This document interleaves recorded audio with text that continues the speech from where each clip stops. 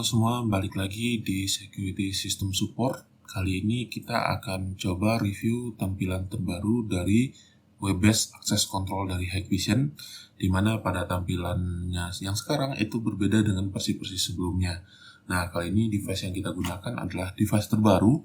Jadi, untuk saat ini baru device ini ya yang support dengan tampilan Web-based terbaru. Nah, kita akan langsung coba masuk ke tampilan Web-based-nya. Di sini menggunakan IP yang sudah kita aktifasi ya, device-nya sudah diaktifasi.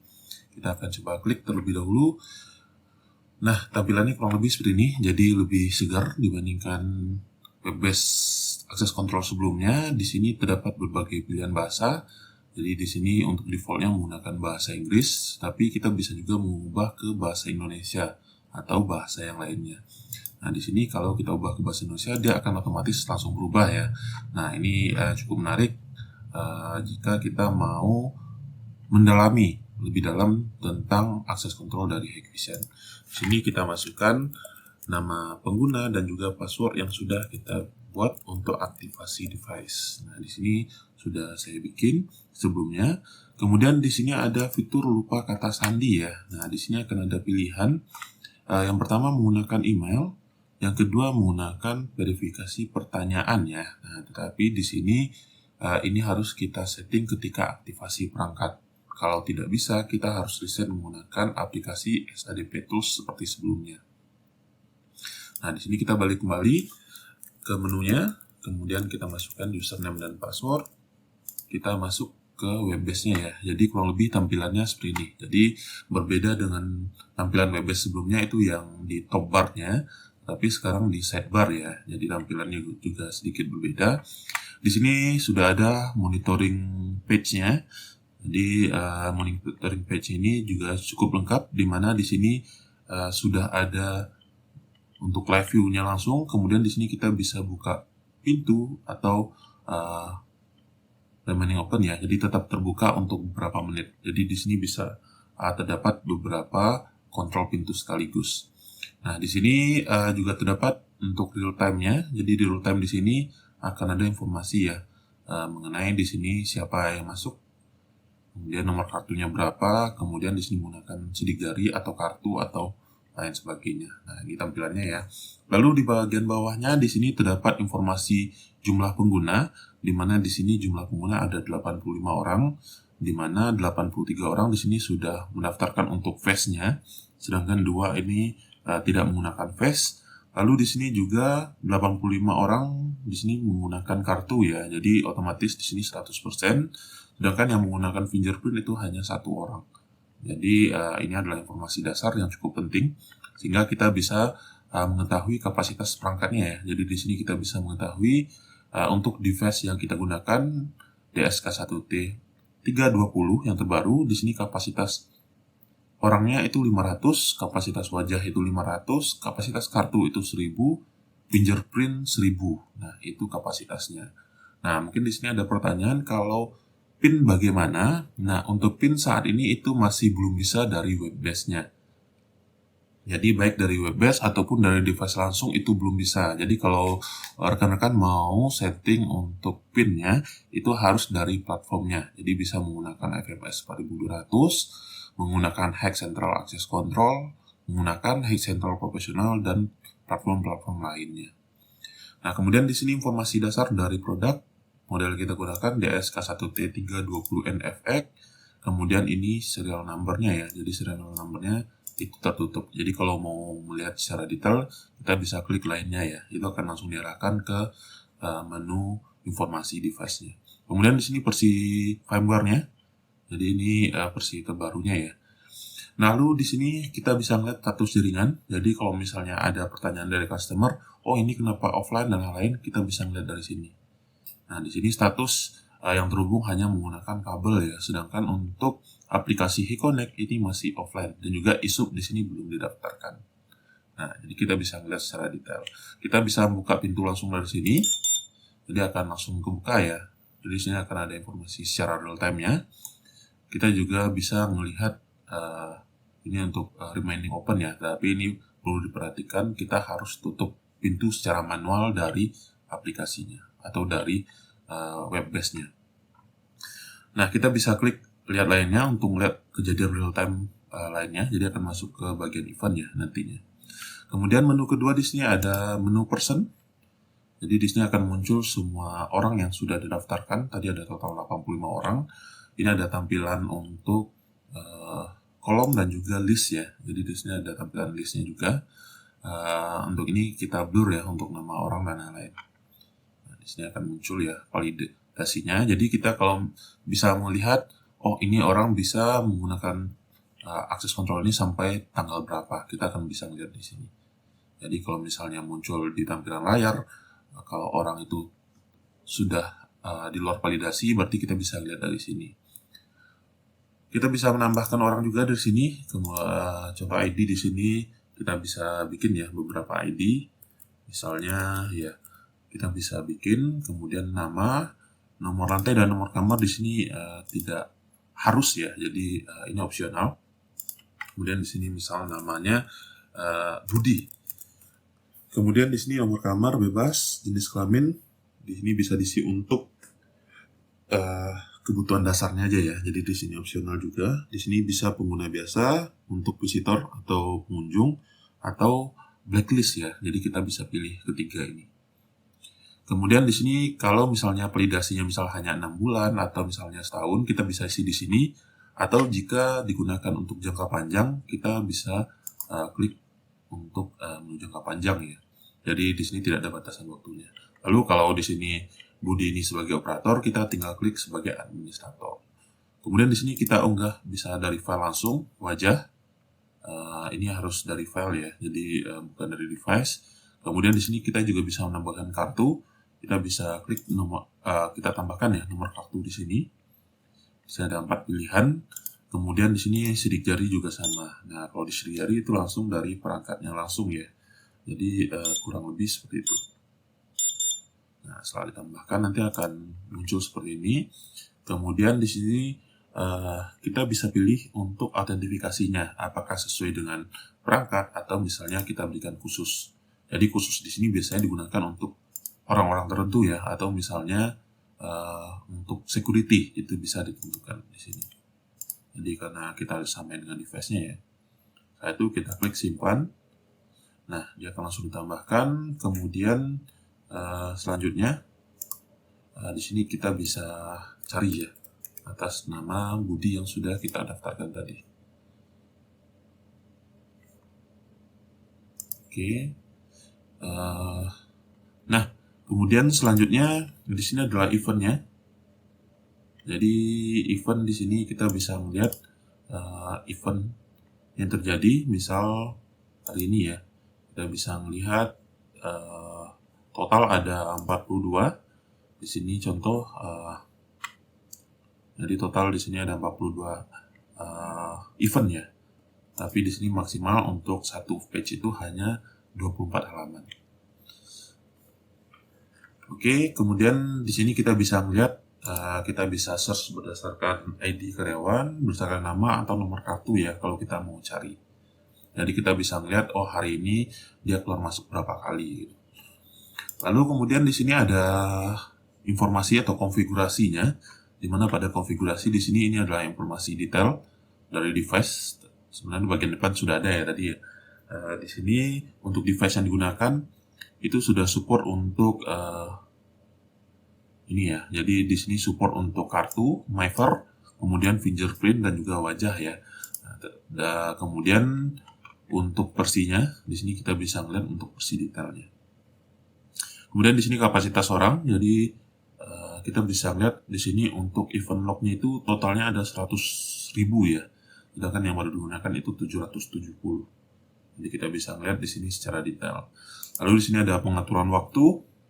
Kita bisa ubah menggunakan ya ini Jakarta ya yang kita gunakan. Kita bisa ubah secara manual. Kemudian di sini ada manajemen pengguna. Di sini kita bisa mengatur password ya dan lain sebagainya. Jadi di sini akan ada beberapa pertanyaan. Kemudian di sini juga ada untuk mengubah password ya.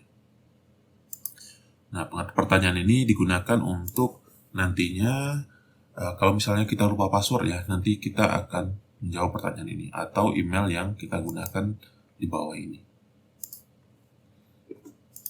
Oke, kemudian di sini ada pengaturan jaringan. Ini pengaturan jaringan ini dasar ya. Jadi di sini kita bisa aktifkan DHCP. Kemudian kita bisa atur DNS juga. Kemudian di sini ada layanan lainnya. Ini ada HTTP dan HTTPS ya.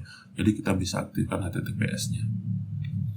Kemudian di sini ya ini pengaturan jaringan RTSP. Karena perangkat ini bisa dihubungkan ke NVR juga ya, NVR atau DVR. Jadi ini bisa ditambahkan sebagai IP kamera ya.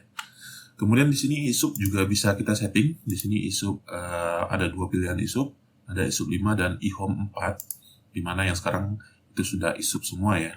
Kemudian kita tinggal masukkan server dari platformnya. Jadi kalau misalnya jarak jauh, kita harus menggunakan IP public di sini dan kita masukkan port platform yang ada di port ISUP yang ada di platformnya. Kita masukkan ID dan passwordnya. Di sini nanti akan ada status kalau perangkat sudah kita daftarkan. Lalu selanjutnya di sini HeConnect kita tinggal aktifkan. Di sini ada servernya, kita tinggal masukkan kode verifikasi ya. Dan kalau kita menambahkan menggunakan QR code, kita tinggal lihat di sini untuk QR code-nya. Jadi di sini akan statusnya akan berubah jadi online. Begitu juga dengan server SDK ya, kalau kita mau menggunakan SDK-nya. Lalu di sini tampilan video dan audio di sini sudah dual stream ya, jadi ada mainstream dan substreamnya. Kemudian di sini ada tampilan dari ini ya, bitstreamnya ya. Jadi kita mau variable atau tetap, di sini bisa kita setting. Ini seperti halnya pengaturan IP kamera.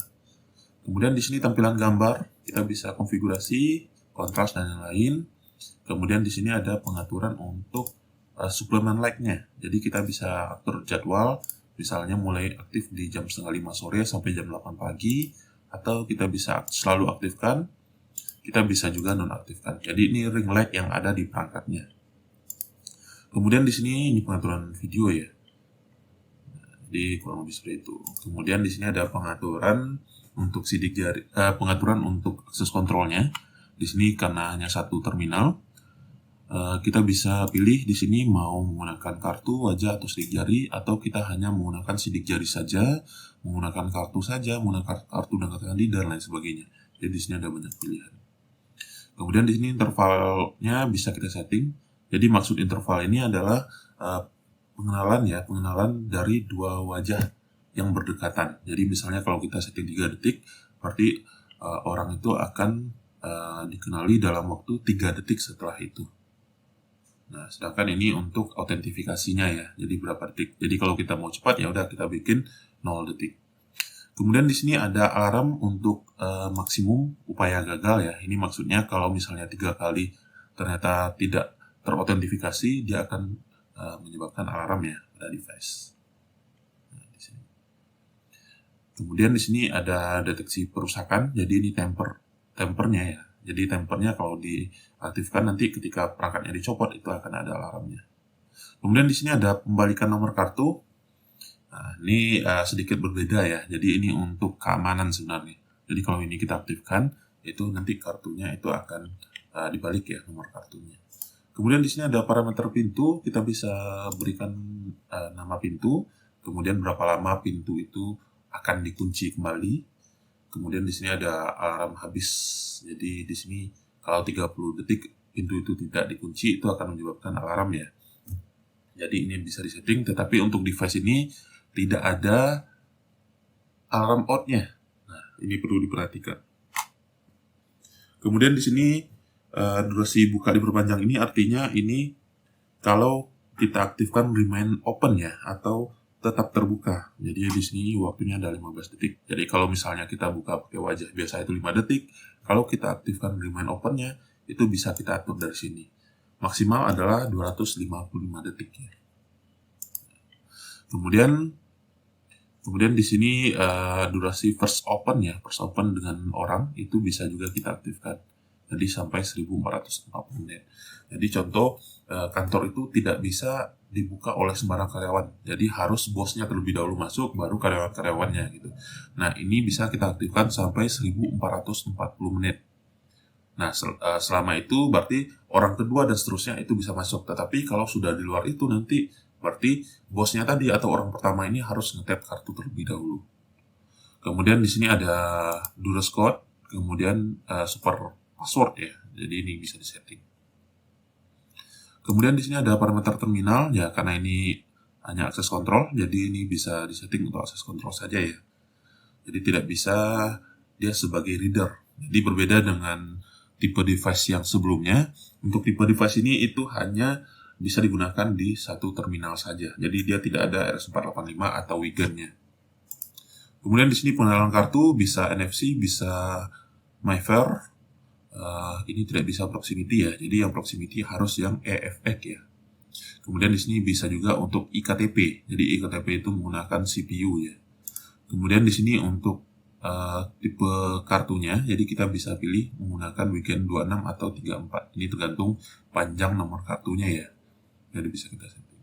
Kemudian di sini untuk memunculkan status time attendance di device, jadi kita bisa pilih otomatis atau manual. Jadi kalau otomatis itu mengikuti jadwal yang kita setting, sedangkan kalau manual nanti di device itu akan muncul kita mau check in, mau check out, mau overtime ataupun mau break ya atau istirahat. Jadi kita bisa setting. Namanya bisa kita ubah di sini. Nanti akan muncul di perangkatnya. Lalu selanjutnya di sini ada fitur smartnya. Smartnya ini untuk pengenalannya ya. Jadi misalnya jarak pengenalannya itu berapa jauh. Kalau otomatis dia akan mengikuti ya. Misalnya 2 meter ada orang bisa, atau kita bisa setting setengah meter saja. Sehingga kalau ada orang yang lewat-lewat di lobi itu tidak akan dikenali. Itu kita pilih yang setengah meter saja. Kemudian di sini ada mode lainnya sama dalam ruangan. Jadi ini tergantung kontrasnya ya. Nanti dia akan mempengaruhi kontrasnya. Jadi kita pilih yang indoor ya. Nah ini sudut-sudutnya. Jadi ya ini tergantung pengaturan awal ya. Nah ini untuk similarity ya. Similarity-nya harus kita setting seberapa cocok antara wajah yang akan dikenali dengan database-nya. Jadi jangan dibikin 100% ya. Karena kalau 100% itu orang pakai masker, pakai kacamata itu tidak akan dikenali negerinya. Jadi ini sebaiknya di angka 60, 70 atau 80. Jadi ini menyesuaikan nanti dengan kondisi yang ada. Jadi kalau misalnya ternyata pengenalan karyawannya salah, misalnya yang datang A, ternyata yang dikenali itu B. Nah itu berarti kita ubah untuk similarity-nya. Jadi ambang kecocokannya kita ubah di sini. Lalu di sini ada deteksi masker ya. Jadi di sini ada deteksi masker. Kita aktifkan atau tidak ya. Di sini ada 3 pilihan. Tidak deteksi masker. Kemudian di sini pengingat saja. Jadi kita tetap bisa masuk, tetapi diingatkan untuk menggunakan masker. Atau yang ketiga di sini kita harus pakai masker untuk masuk ke dalam ruangan. Jadi kurang lebih seperti itu ya. Kemudian di sini konfigurasi area bisa kita setting, misalnya area tertentu atau seluruh area ya. Nah, ini salah satu kelebihan access control dari Hikvision, di mana ini bisa mengenali seluruh area sekaligus ya. Karena beberapa band itu hanya area tertentu saja yang bisa untuk pengenalan wajah. Ini dari sisi privacy-nya, kita bisa override di sini untuk event, atau ya kita bisa hapus secara berkala ya. Misal sekali sebulan itu akan dihapus, atau di sini hapus ya di sini untuk waktu tertentu ya. Jadi ini akan dihapus secara otomatis. Kemudian di sini kita ya bisa tampilkan apa saja, misal hanya wajah saja, nama saja, atau seluruhnya bisa kita aktifkan. Jadi kalau misalnya kita mau aktifkan nama saja, tinggal kita klik ini. Tapi kalau kita mau menampilkan semuanya, kita akan mencoba. Lalu ada fitur privacy yang bisa kita aktifkan, di mana di sini kita bisa tampilkan nama secara full, atau kita berikan inisial ya atau bintang-bintang. Jadi di namanya itu tidak akan ditampilkan full. Jadi nanti misalnya seperti tadi namanya Budi, nanti kalau identifikasi nama ini kita aktifkan, nanti yang tampilkan hanya B dan I saja. Tengah-tengahnya itu akan bintang ya. Jadi bisa kita aktifkan. Begitu juga dengan ID. Jadi ini untuk fitur privacy-nya. Kemudian ini untuk upload wajah. Jadi ya ini kita centang aja ya untuk menyimpan gambar yang ada. Jadi misalnya setiap pengenalan orang itu akan diupload. Di sini untuk mengosongkan datanya. Lalu di sini ya ini untuk sleep-nya ya. Jadi sleep-nya bisa kita setting setelah 60 detik dia akan masuk ke mode standby. Nah, kemudian di sini ada menu maintenance di mana di sini kita bisa reboot atau mulai ulang. Kita bisa upgrade langsung dari webnya. Di sini tampilannya ya. Di sini ada versi firmware-nya. Di sini ada dua mode ya. Jadi bisa upgrade secara online atau upgrade menggunakan file ya. Tapi ini kita harus cek terlebih dahulu apakah perangkat ini support untuk upgrade online atau tidak. Jadi ini harus ditanyakan ke teknikal dari Hikvision sendiri ya, ini support atau tidaknya. Kemudian di sini kita bisa cadangkan untuk pengaturannya. Kita tinggal ekspor saja. Kita bisa factory reset atau reset pengaturannya saja. Nah, ini bisa kita pilih. Nah, kemudian di sini ada untuk pengambilan log ya. Jadi SSA, kemudian kita bisa print. Biasanya ini untuk maintenance ya, atau misalnya untuk mengaktifkan fitur debugnya ya. Jadi dia diatur di sini. Lalu di sini ada lognya, jadi kita bisa cari lognya ya. Jadi nanti tinggal kita cari, nanti akan muncul semua lognya. Oke, itu tadi. Kemudian di sini ada tampilan di sini untuk wizardnya ya. Jadi di sini ada wizardnya yang bisa kita atur. Biasanya ini untuk pengaturan awal ya.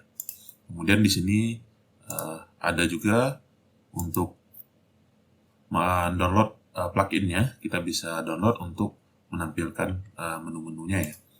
Lalu di sini ada pernyataan atau dokumen-dokumen lain seperti manual, dan di sini ada juga untuk mengubah kata sandi.